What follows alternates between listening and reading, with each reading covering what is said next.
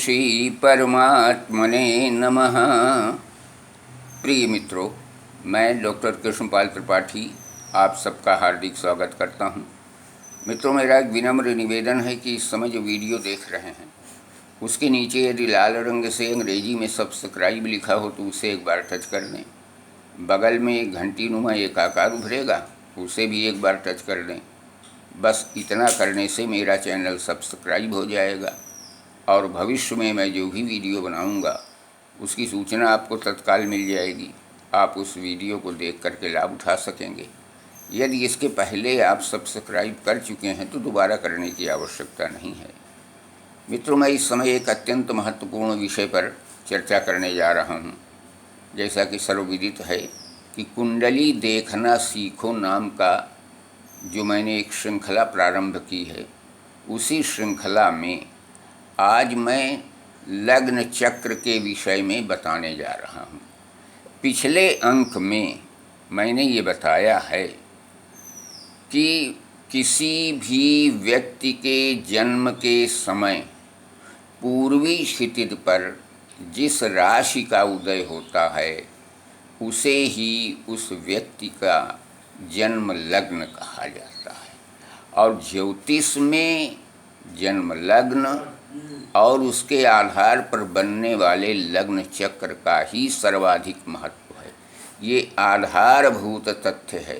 इसी के आधार पर ही किसी व्यक्ति के जीवन भर का फलादेश किया जाता है। अन्य चीज़ें सहायक के रूप में रहेंगी, प्रधानता इसी की रहेगी। तो मान लीजिए किसी व्यक्ति का जन्म जिस समय हुआ उस समय पूर्वी क्षितिज पर जिस राशि का उदय होगा उसी राशि को लग्न के रूप में स्वीकार किया जाएगा और वह लग्न का अंक यहाँ पर लिख दिया जाएगा, क्योंकि ये लग्न का खाना है। आपके समक्ष जो चक्र है वह दिनांक 14 अप्रैल 2020 को प्रातः 5:44 पर जिस बच्चे का जन्म हुआ था प्रयागराज में, उसी के जन्म तिथि के और समय के अनुसार यह चक्र बनाया गया है। और उस समय मेष लग्न थी, अतः लग्न के खाने में मेष के नंबर 1 को लिख दिया गया है और उसके बाद क्रमशः 2, 3, 4, 5, 6, 7, 8, 9, 10, 11, 12 अंक लिख दिए गए हैं। यानी लग्न जो है वो मेष है। उस बच्चे का जन्म मेष लग्न में हुआ है। तो लग्न वाले खाने में उस लग्न की संख्या लिख दी जाए, शेष उसके अग्रिम संख्याएं इस तरफ आप क्रमशः द्वितीय, तृतीय, चतुर्थ, पंचम, षष्ठ, सप्तम, अष्टम, नवम, दशम, एकादश और द्वादश भावों में लिख देंगे तो वह चक्र तैयार हो जाएगा। और फिर ग्रहों की स्थिति जिन राशियों में हो उन्हीं राशियों में उन ग्रहों को स्थापित कर दिया जाए तो वह लग्न चक्र बन जाया करता है।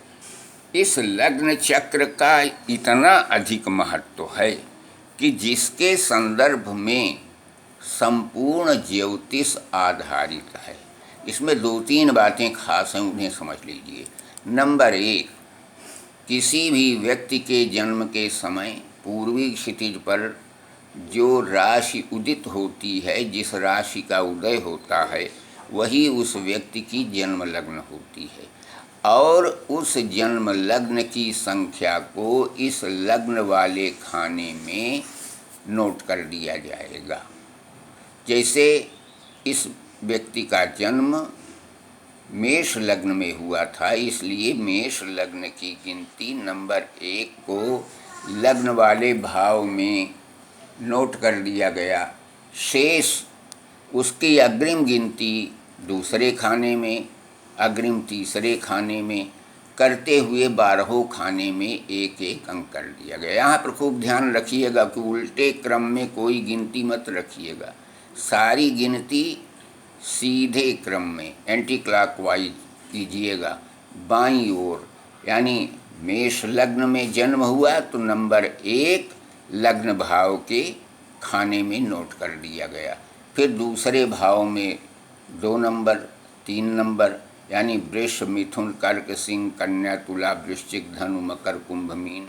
लेकिन ये लग्नें नहीं हैं, ये राशियां कहलाएंगी, केवल लग्न यही कहलाएगी। तो लग्न चक्र का सर्वाधिक महत्व है। इस लग्न चक्र को अच्छी तरीके से समझ लेना आवश्यक है। शेष चीज़ें अगले अंक में पुनः हम करेंगे। धन्यवाद, नमस्कार।